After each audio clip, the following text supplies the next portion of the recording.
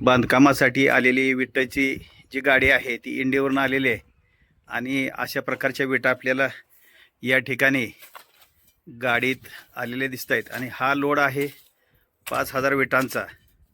तर या ठिकाणी बांधकामासाठी जी वीट आहे ती उतरली जाईल आणि नंतर मग आपण बांधकामाचाही पुढं व्हिडिओ घेणारच आहेत.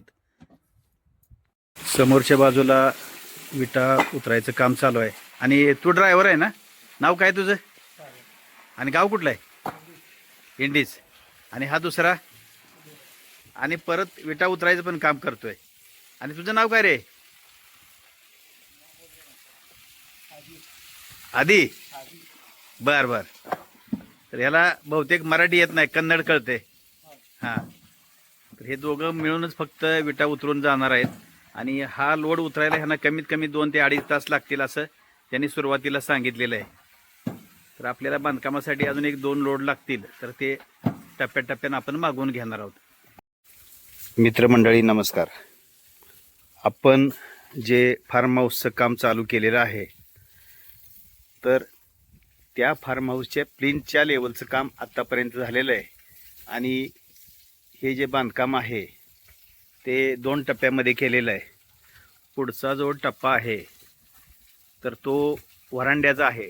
समोरच्या बाजूला हा व्हरांडा आहे. साधारणपणे उंची आहे ती 8 फुटापर्यंत आहे आणि या ठिकाणी आपण हा जो व्हरांडा आहे तर हा अखंड किंवा सलग ठेवणार आहेत आणि याची आपल्याला लांबी मिळते ती 20 फूट आणि रुंदी साधारणपणे 7.5 फूट मिळेल. आणि व्हरांड्यातून या ठिकाणावरून एंट्रन्स गेट होईल. या ठिकाणी आपल्या पायऱ्या असतील तर या ठिकाणी पायऱ्या होतील आणि आज या मधल्या रिकाम्या भागामध्ये आपण मुरुम भरून घेणार आहोत.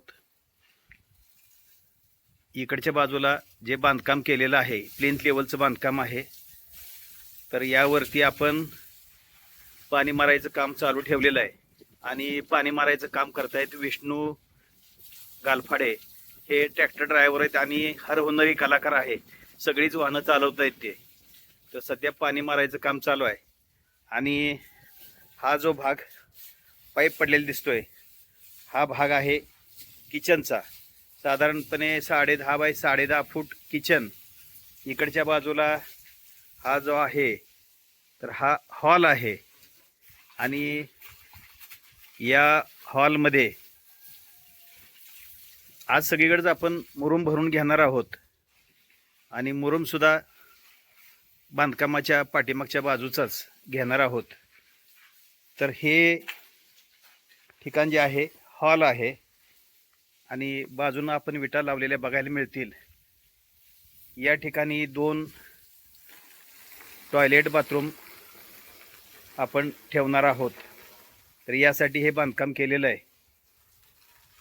आणि या ठिकाणी जे आहे ते बेडरूम आहे आणि बेडरूमला जाण्यासाठी रस्ता आहे तो या ठिकाणावरून म्हणजे जो दरवाजा आहे तो इथून असेल आणि बेडरूमला जे अटॅच टॉयलेट बाथरूम आहे तर या बाजूनं आत येण्यासाठी हा इथं डोअर बसवला जाईल.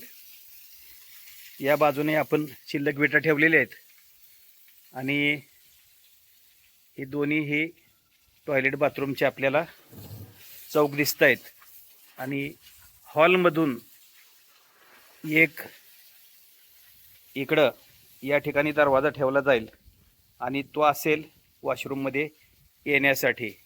तर अशा पद्धतीनं आपलं जे संपूर्ण बांधकाम आहे ते होईल. तर परत एकदा मी दाखवतो. इथून समोरच्या बाजूला जो दिसतोय तो व्हरांडा. या ठिकाणी जे पाणी मारायचं काम चालू आहे तर या ठिकाणी किचन आहे आणि या बाजूला आहे बेडरूम आणि हा आहे हॉल. तर अशा पद्धतीचं आपलं फार्म हाऊसचं काम चालू आहे आणि आत्ता पाणी मारायचं थोड्या वेळात संपेल आणि JCB आला की या ठिकाणी पाठीमागं जो शोष खड्डा घेणार आहोत किंवा सोकेज पीठ घेणार आहोत त्यावरतीच आपलं RCC किंवा PCC होईल आणि या ठिकाणी या खड्ड्याच्या ठिकाणी सोकेज पीठ किंवा टॉयलेटचा जो खड्डा आहे तर तो तयार केला जाईल आणि त्याची लांबी रुंदी जी आहेत तर जितेंद्र शेंबडे मिस्त्री आल्यानंतर ठरवलं जाईल. तरी पण अंदाजे 8 फूट बाय 12 फुटाचा जो भाग आहे तो बांधला जाईल आणि त्यामध्ये 6 बाय 10 फुटापर्यंतचं आतलं बांधकाम होईल आत आणि त्या ठिकाणी आपण जे बांधकाम करणार आहोत तर ते शोकेज पीठ म्हणजे या ठिकाणी टाकी न बसवता आपण इथं शोष खड्डा घेणार आहोत आणि त्याच बाजूला बाथरूममधील जे पाणी जाणार आहे तर या ठिकाणी हा एक शोष खड्डा तयार केला जाईल. तर अशा पद्धतीनं हे आपल्या बांधकामाचं स्वरूप सध्याच्या परिस्थितीत बघायला मिळेल. या ठिकाणी JCBच्या साहाय्यानं आपण मुरुम काढून सोकेज पीठसाठी या ठिकाणी एक खड्डा बनवून घेतोय आणि हा मुरुम जो आहे तो आपण ट्रॅक्टर ट्रेलरमध्ये भरतोय आणि पुढच्या बाजूला टाकून घेतोय आणि त्याचबरोबर आतल्या बाजूला सुद्धा त्या बांधकामामध्ये हा मुरुम भरायचं काम चालू आहे. तर अशा पद्धतीनं आपण हे सगळं जे काम आहे ते आज दिवसभर चालू राहणार आहे आणि हा साधारणपणे 12 फूट रुंदीचा आणि 24 फूट लांबीचा खड्डा निघणार आहे की यामध्ये 2 सोकेज पीठ तयार होणार आहेत आणि मुरुम जाग्यावर आपण काढून भरणार आहोत. बाहेरनं आपण मुरुम आणणार नाही. तर हे दोन्ही कामं एकाच वेळी आपण कमी खर्चामध्ये या ठिकाणी करून घेतोय. JCBच्या साहाय्यानं ट्रेलर जो आहे ते भरायचं काम चालू आहे आणि खाली साधारणपणे 3-3.5 फुटावरतीच हार्ड रॉक किंवा मुरुम लागलेला आहे. तर हा मुरुम आपण बांधकामात भरण्यासाठी वापरतोय.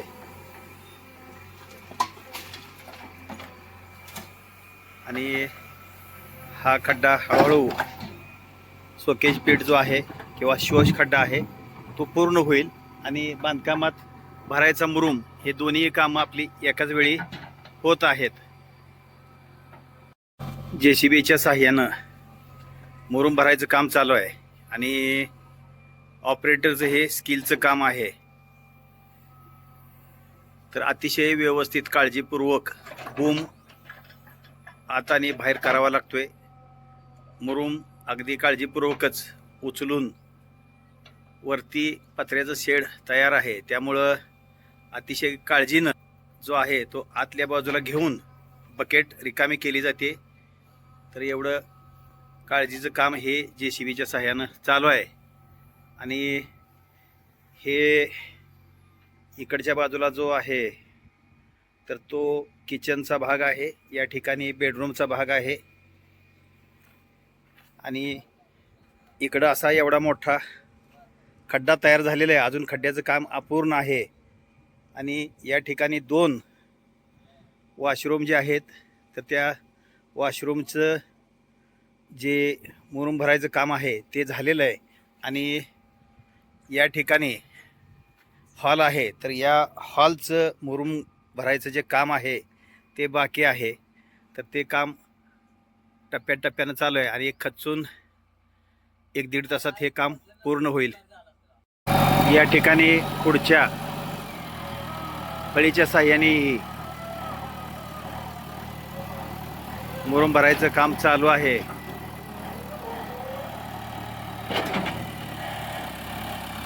तर हे अशा पद्धतीनं आपल्याला काम चालू झालेलं बघायला मिळते. आणि या बाजूने आलेत प्रकाश दिवशे, खास आज जेवणासाठी देगाव येथील गट नंबर 97 या ठिकाणी आलेलं आहे आणि 10 मिनिटापूर्वीच आम्ही जेवण उरकून परत आपल्या कामाला सुरुवात केलेली आहे. तर असं हे रूम भरायचं जे काम चालू आहे ते आपण बघतोय. JCBने भरलेला मुरुम आहे. हा मुरुम लेवल करणे आणि अलीकडच्या हॉलमध्ये सुद्धा थोडासा ढकलायचं काम चालू आहे. त्यामुळं त्या बाजूनच परत मुरुम भरला जाईल आणि मुरुम भरल्यानंतर तो या इकडच्या बाजूला ढकलला जाईल असे नियोजन ऑपरेटरच्या मनात आहे. हे माझ्या लक्षात आलेलं आहे. तर मुरुम हा अशाच पद्धतीने हळूहळू भरायचं काम चालू आहे. सोकेज पीठसाठी लागणारा जो खड्डा आहे तर अशा रीतीने पूर्ण झालेला आहे आणि हा खड्डा आपल्याला या ठिकाणी JCB सहाय्याने केलेला बघायला मिळेल. तर हा खड्डा पूर्ण झालेला आहे आणि हा राहिलेला मुरुम आहे तो हॉलच्या ठिकाणी भरला जाईल आणि सगळ्याच बांधकामामध्ये मुरुम भरलेला आहे तो आपल्याला या ठिकाणी बघायला मिळेल. तर अशा पद्धतीनं मुरुम भरून झालेलं आहे आणि राहिलेलं मुरुम भरायचं जे काम आहे ते आता चालू झालेलं आहे आणि हॉलच्या ठिकाणचा जो मुरुम भरायचा राहिलेला आहे तर तो भरला जाईल. तर एवढी जागा आपल्याला मुरुम भरायची राहिलेली आहे तर ती थोड्या वेळात पूर्ण होईल. मुरुम भरायचं काम पूर्णपणे झालेलं आहे आणि अशा पद्धतीनं संपूर्ण भागात मुरुम भरलेला आपल्याला या ठिकाणी बघायला मिळेल. शेजारची शेरडही चरताना आपल्याला दिसत आहेत आणि आज दिवस मावळत आलेला आहे. त्या दरम्यान हे काम पूर्ण झाल्यानंतर पाणी मारून आम्ही आपलं घराकडे निघालो आहे.